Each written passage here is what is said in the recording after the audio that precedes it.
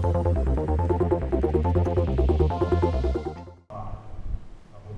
നമ്മൾ പരസ്പരം കാണുമ്പോൾ അച്ഛന്മാരെ കാണുമ്പോൾ സ്തുതി ചെയ്യുന്ന കാര്യമല്ല പറഞ്ഞത്. നമ്മൾ നസ്രാണികൾ പരസ്പരം കാണുമ്പോൾ ക്രിസ്ത്യാനികൾ പറയണമെന്ന് ഈശോ പറഞ്ഞ കാര്യമാണ് നമ്മൾ പറയുന്നത്. ഇസ്ലാമ അങ്ങോട്ട് കൊണ്ടുവന്ന് ഇസ്ലാമ പറയാമോ, അല്ലെങ്കിൽ സ്ലോമോ? ഇസ്ലാമ സ്ലോമോ ഓരോർക്ക് വഴങ്ങുന്നത് പറയാമോ? അച്ഛന്മാർക്ക് എന്നാൽ സ്ലോമോ, ഇസ്ലാമ സമാധാനം. ഞങ്ങളുടെ പ്രിയ ബഹുമാനപ്പെട്ട ജെയിംസ് മുതലാണ്ടച്ച, അതുപോലെ മറ്റു പ്രിയപ്പെട്ട അച്ഛന്മാരെ, പ്രിയപ്പെട്ട ജനപ്രതിനിധികളെ, നസ്രാണി ജാതീയ സംഘത്തിന്റെ സെൻട്രൽ കമ്മിറ്റിയിലെയും അതുപോലെ ഈ മുണ്ടക്കയം ദേശയോഗത്തിന്റെയും ഭാരവാഹികളെ, 5 നസ്രാണി പള്ളികളിലുള്ള പ്രിയപ്പെട്ടവരെ, നസ്രാണി പള്ളികൾ ഇവിടെ ഒരു പരിപാടി നടക്കുന്നുണ്ടെന്ന് അറിഞ്ഞുകൊണ്ട് പുറത്തുനിന്ന് മുണ്ടക്കയത്തെ 5 നസ്രാണി പള്ളികളിലുള്ളവരല്ലാത്ത കുറച്ച് പേരുള്ളവരൊന്നും എഴുതിയിട്ടുണ്ടാവും. ജസ്റ്റ് മാനായി തോന്നുന്നവരുണ്ട്, ദൂരത്തോട് നമുക്ക് എഴുതിരിക്കുക ദൈവത്തിൽ ഒന്ന് ചെയ്തു. പെട്ടെന്ന് എന്റെ സമയം കണക്കെട്ടുള്ളൂ. ഇവരൊക്കെ മിടുക്കരായി മാത്രമാണ്, ചെറുപ്പക്കാരാണ്, നമ്മുടെ ഗ്രൂപ്പ് അഡ്മിൻസ് ആകാൻ പോലെ. ഓക്കെ, ഇരിക്കുക. എന്താണ് ഈ കൂട്ടായ്മ എന്ന് പറഞ്ഞ് സംശയം തോന്നാനിടയുണ്ട്. ആദ്യം തന്നെ വർഗീയതയുടെ ഒരു സംസ്കാരം നിലനിൽക്കുന്ന കാലഘട്ടത്തിൽ നസ്രാണികൾ ഒരു വർഗീയതയായിട്ട് ഇറങ്ങിയിരിക്കുകയാണോ എന്നാണ് നസ്രാണികൾ ആദ്യം ചിന്തിക്കുന്നത്. അസംഘടിതരായിരുന്ന അനേകം സമുദായങ്ങൾ ഏതാണ്ട് 100 വർഷങ്ങളായിട്ട് സംഘടിച്ച് ഒരുപാട് മുന്നേറ്റങ്ങൾ നടത്തിക്കഴിഞ്ഞു. ചില ഇടങ്ങളിലെങ്കിലും നമ്മൾ ഏതെങ്കിലും സമുദായം സ്വയം സംഘടിക്കുമ്പോൾ അത് മറ്റുള്ളവർക്ക് ദോഷമായിട്ട് വരാറുണ്ട്. അസഹിഷ്ണുത കാണിക്കുക മറ്റുള്ളവരോട്. പക്ഷെ നമുക്ക് ക്രിസ്ത്യാനികളുടെ ചരിത്രം പഠിക്കുമ്പോൾ അറിയാം, ഒരു കാലത്തും നമ്മൾ സംഘടിച്ച് മറ്റുള്ളവർക്ക് ദോഷവും സംഭവിച്ചിട്ടില്ല, നന്മ മാത്രമേ സംഭവിച്ചിട്ടുള്ളൂ. അതുകൊണ്ട് ഈ സംഘാടകത്തിൽ ആരും ഒരു തരത്തിലും സംശയം വിചാരിക്കേണ്ട കാര്യമില്ല. നമുക്കൊരു പാരമ്പര്യമുണ്ട്, നമുക്കൊരു സംസ്കാരമുണ്ട്. ഒരു പ്രശ്നം ഇതാണ്, ആമയും മുയിലും ഓടുന്നത് പോലെ നമ്മുടെ രാജ്യം സമുദായങ്ങളുടെ കൂട്ടായ്മയാണ്. അനേക സമുദായങ്ങൾ എല്ലാവരും സംഘടിക്കട്ടെ. പിതാവ് ആരാണ്? നമ്മുടെ പിതാവ് വിശ്വാസത്തിൽ. ഇപ്പൊ നമ്മുടെ ഈ പള്ളിയിലായിരിക്കും ഇത് മാർത്തോമ പള്ളിയാണ്, നമ്മുടെ ശ്ലീഹായുടെ നാമത്തിൽ അറിയപ്പെടുന്ന സഭ. ഇത് ബഥേലാണ്. നമ്മളിപ്പോ ആയിരിക്കുന്ന ആലയം ബഥേലാണ്. ബഥേൽ എന്ന വാക്കിന്റെ അർത്ഥം അറിയാമല്ലോ, ദൈവത്തിന്റെ ആലയം. ദൈവാലയത്തിലാണ് നമ്മളായിരിക്കുന്നത്. നമ്മുടെ എല്ലാ പള്ളി എന്നുള്ള വാക്കിന്റെ സിറിയാനിയാണ് ബഥേൽ. അതുപോലെ നമ്മൾ അങ്ങനെ സഹോദരങ്ങളാണ്. അപ്പൊ ചിലപ്പോ പറയും, ഇങ്ങനെ ഒരു പ്രയോഗം പല വേദികളിൽ പറഞ്ഞു കേട്ടിട്ടുണ്ട്. അതായത് ഞങ്ങൾ ഈശോയുടെ ആൾക്കാരാണ്, കർത്താവിന്റെ ആൾക്കാരാണ്, ദൈവത്തോട് നേരിട്ടാണ് എനിക്ക് ബന്ധം, സ്ത്രീഹന്മാരോട് ഞങ്ങൾക്ക് ബന്ധമില്ല. അത് ശരിയല്ല, അത് തിരിവാണ്. നമ്മൾ ഈശോയ്ക്കെതിരാണ് അങ്ങനെ ചിന്തിക്കുന്നത്. ഈശോയുടെ സുവിശേഷം എത്ര വിശ്വസ്തയോടുകൂടി നമ്മുടെ പിതാവായ തോമാശ്ലീഹ പൗലോശ്ലീഹായേക്കാൾ ദൂരം യാത്ര ചെയ്തു. അന്നത്തെ റോമാ സാമ്രാജ്യത്തിൽ നിന്നും ആ മതിലുകൾ ഭേദിച്ച് പേർഷ്യൻ സാമ്രാജ്യത്തിലേക്ക്, ഇറാൻ ഇറാഖ് പോലെയുള്ള പ്രദേശം, ഗൾഫ് നാടുകൾ ഉൾപ്പെടുന്ന പേർഷ്യൻ സാമ്രാജ്യത്തിലേക്ക്, അതിനുശേഷം ഇന്നത്തെ നോർത്ത് ഇന്ത്യയിലേക്ക് വന്നിട്ട് ജെറുസലേം സ്വരൂപം സംബന്ധിക്കാൻ വേണ്ടി തിരിച്ചു പോയിട്ട് 2ാമത്തെ പേർഷ്യൻ യാത്രയിലാണ് അദ്ദേഹം മലക്കരയിൽ എത്തിച്ചേർന്നത്. നമ്മുടെ ഇവിടെയാണ് അദ്ദേഹം ഖബറടങ്ങിയിരിക്കുന്നത്. മൈനാപ്പൂര്, ദക്ഷിണേന്ത്യയില് ഒരു ശ്ലീഹായുടെ ഖബർ. കർത്താവിശ്വാസിയായും കൊണ്ടാണ് തോമാശ്ലീഹ വന്നത്. അപ്പൊ ആ തോമാശ്ലീഹായോട് വിശ്വസ്തത പുലർത്തുന്നത് ഒരിക്കലും കർത്താവിനെതിരല്ല. ഈശോ 12 പേരെ, ഒരേ ഒരാളെ മാത്രമല്ല കാര്യങ്ങൾ ഉത്തരവാദിത്വം ഏൽപ്പിച്ചത്. 12 ശ്ലീഹന്മാരെ തിരഞ്ഞെടുത്ത് അതിലൊരാൾക്ക് പാണിച്ചകൾ സംഭവിച്ചപ്പോൾ വളരെ ജാഗ്രതയോടുകൂടി അതിൽ വേറൊരാളെ തിരഞ്ഞെടുത്ത 12 പൂർത്തിയാക്കി. കാരണം ഇതിനെല്ലാം രക്ഷാകര പദ്ധതിയിൽ പ്രത്യേകമായ ലക്ഷ്യങ്ങളുണ്ട്. പഴയ നിയമ ഇസ്രായേൽ ജനതയ്ക്ക് 12 ഗോത്രങ്ങളും യാക്കോബിന്റെ ഇസ്രായേലിന്റെ 12 മക്കളെ പോലെ ഈശോ 12 പേരെ തിരഞ്ഞെടുത്തു. അവരെല്ലാവരും പുരുഷന്മാരായിരുന്നു. ഇതിനെല്ലാം അർത്ഥമുണ്ട്.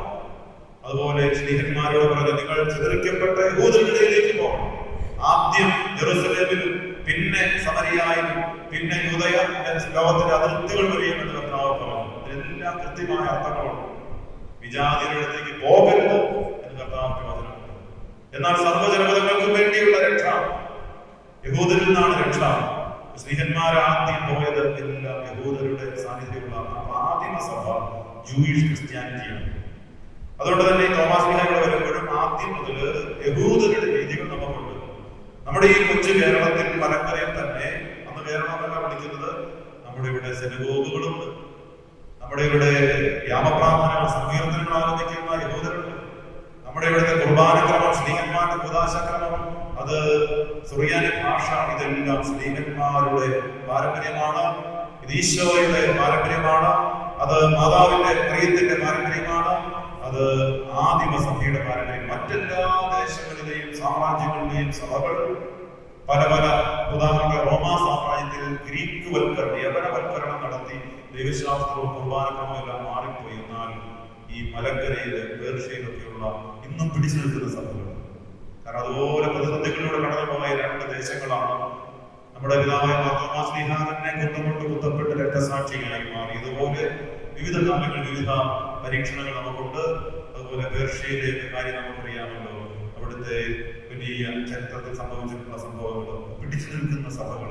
ഈ സഭകൾ ഇപ്പോഴത്തെ മാർപ്പാപ്പ ശക്തമായി പറയുകയാണ്. പൗരസ്ത്യ സഭകള്, അവരുടെ ലിറ്റർജി, അവരുടെ ആത്മീയത, അവരുടെ നോമ്പ്, അവരുടെ ഭാഷ, ആരാധനകളെല്ലാം പാശ്ചാത്യ സഭയ്ക്ക് മരുന്നാണ്.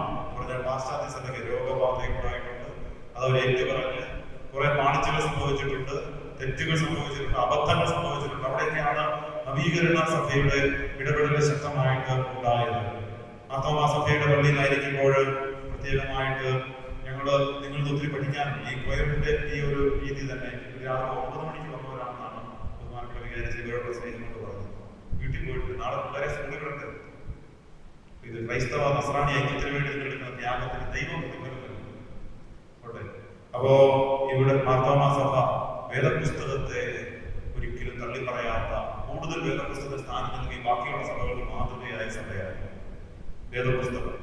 കാരണം കത്തോലിക്ക സഭയിലൊക്കെ ഇടക്കാലത്ത് സുറിയാനിയിൽ സങ്കീർത്തനങ്ങൾ തോറായിട്ട് ഉപയോഗിച്ച സാഹചര്യം, അങ്ങനെ വേദപുസ്തകം ഉപയോഗിച്ചിരുന്നപ്പോൾ കാത്തലിക് മിഷണറിമാരിൽ പലരും അധികം വേദപുസ്തകം വിശ്വാസം ഉപയോഗിക്കുന്നുണ്ടായിരുന്ന നയങ്ങളൊക്കെ എടുക്കുകയുണ്ടായി. നമ്മുടെ കുഴപ്പമല്ല, അതൊക്കെ ഓരോരോ നയങ്ങളാണ്. അതെല്ലാം സാഹചര്യത്തിൽ പറയുകയാണ്. വേദപുസ്തകം പരിശുദ്ധ കുർബാനയെ പോലെ പ്രധാനപ്പെട്ടതായിട്ട് കാണണം. പഴയ നിയമവും പുതിയ നിയമവും തുല്യ പ്രധാനമുള്ള കാര്യങ്ങളായിട്ട് കാണണം. അങ്ങനെയല്ലാത്ത ടീച്ചിങ്സ് ഒക്കെ ആന്റി ക്രിസ്ത്യൻ ടീച്ചിങ്സ് ആണ്. ഇപ്പോൾ നമ്മൾ നസ്രാണികളാണ്, മാർത്തോമ നസ്രാണികൾ. 1665 മാത്രമാണ് നമ്മൾ ആദ്യം കണ്ടായത്. പിന്നെ ഒരു വിഭാഗം 5ആയി. ഞങ്ങളുടെ സീറോ മലബാറും തൃശ്ശൂരുള്ള കൽക്കായുമായിട്ട് 2ആയി. അങ്ങനെ 7 നസ്രാണി സഭകളാണ് ഉള്ളത്. നമ്മുടെ പാരമ്പര്യം മാർത്തോമ മാർക്കം ആണ്. ഇന്ന് കത്തോലിക്ക സഭ ഊന്നി പറയുന്ന 1-2 മാനങ്ങളുണ്ട്. സിനഡാലിറ്റിയാണ്. സഭ സിനഡലായിരിക്കണം, യോഗാത്മകമായിരിക്കണം. അത് നസ്രാണികൾക്ക് ഉണ്ടായിരുന്നു, നമ്മുടെ പള്ളി യോഗങ്ങൾ. അതുപോലെ ഈ കൊച്ചു കേരളം 28 സംസ്ഥാനങ്ങളിൽ ഈ കേരളം മാത്രം ഇതുപോലെ ഒരു ഇന്ത്യയില് വളരെ സുന്ദരമായ ദൈവത്തിന്റെ സ്വന്തം നാടാക്കി മാറ്റിയതിൽ ഉറപ്പായിട്ടും നസ്രാണികളുടെ ഇവിടുത്തെ സജീവ സാന്നിധ്യമാണ് അതിന് പ്രധാന കാരണമായിട്ടുള്ളത്. നമ്മുടെ പൂർവികര് നെഞ്ചേറ്റിക്കൊണ്ട് നടന്നിരുന്ന ആ ഹെറിറ്റേജ്, ആ ലെഗസി, അതിൽ ഒരു കാരണവശാലും പിന്മാറുന്നത്. അതുകൊണ്ട് ജനപ്രതിനിധികളെ പ്രത്യേകമായിട്ട് അഭിനന്ദിക്കുകയാണ്. നമ്മൾ ക്രിസ്ത്യാനികളായതുകൊണ്ട് നമുക്ക് പൊതു സമൂഹത്തിൽ നൽകാൻ ഒത്തിരി ഉത്തരവാദിത്വമുണ്ട്. ഒരു നേതാവായിരിക്കുക എന്ന് പറയുന്ന ദൈവനിയോഗം ഏറ്റെടുത്തു. അതിന് മത്സരിക്കാൻ തീരുമാനിച്ചു. ജയിച്ചേക്കാം, തോറ്റേക്കാം. പൊളിറ്റിക്സ് എന്ന് പറയുന്നത് വേറൊരു മേഖലയാണ്, അതിലേക്ക് കിടക്കുന്നില്ല. അവിടെ ശത്രുതയും വാശിയും വൈരാഗ്യവും ഒക്കെ കണ്ടേക്കാം. എനിക്ക് നിങ്ങളെല്ലാവരെയും ആത്മാർത്ഥമായി അനുവദിക്കുകയാണ്. ഈശോയ്ക്ക് സാക്ഷികളാകാൻ വേണ്ടിയിട്ടാണ്. മറ്റു പലരും വർഗീയതയാണ് പറയുന്നത്. ഈശോ പറഞ്ഞ 2-3 സ്നേഹത്തിന്റെ തലങ്ങളുണ്ട്. ഈശോ ദൈവത്തെ സർവോപരി സ്നേഹിക്കണം, അത് നമ്മൾ വളരെ ശ്രദ്ധിക്കണം. രണ്ടാമത്തെ കാര്യം, തന്നെ പോലെ തന്നെ അയൽക്കാരെ സ്നേഹിക്കണം. ചിലർക്ക് ഭയങ്കര അയൽപക്ക സ്നേഹമാണ്. തന്നോടും തന്റെ കുടുംബത്തോടും കുടുംബാംഗങ്ങളോടും സമുദായത്തോടും സ്നേഹമില്ല. എന്നിട്ട് ശത്രുക്കളെ സ്നേഹിക്കുന്നു, അയൽക്കാരെ സ്നേഹിക്കുന്നു.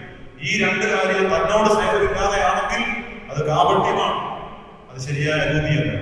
തന്നെ പോലെ തന്നെ തന്റെ അയൽക്കാരെ സ്നേഹിക്കണമെന്നാണ്. അതിന് സാക്ഷ്യം വഹിക്കാനാണ് ജനപ്രതിനിധികളായിട്ടുള്ളത്. നമ്മൾ ഈ അടുത്ത കാലങ്ങളിലെല്ലാം ക്രൈസ്തവരായിട്ടുള്ള ജനപ്രതിനിധികളെ കുറിച്ചുള്ള ഒരു പരാതി അല്ലെങ്കിൽ ഒരു ഞങ്ങൾക്ക് വിഷമം എന്ന് പറയുന്നത്, ക്രൈസ്തവരായിട്ടുള്ള ജനപ്രതിനിധികൾ ക്രൈസ്തവരുടെ കാര്യത്തിൽ ശ്രദ്ധിക്കാതെ നമുക്ക് കിട്ടേണ്ട അവകാശം, കിട്ടേണ്ട ആനുകൂല്യം, നമുക്കുണ്ടാകുന്ന നേട്ടങ്ങളുടെ വികസനം അതെടുത്ത് മറ്റുള്ളവർക്ക് കൊടുക്കുന്നു.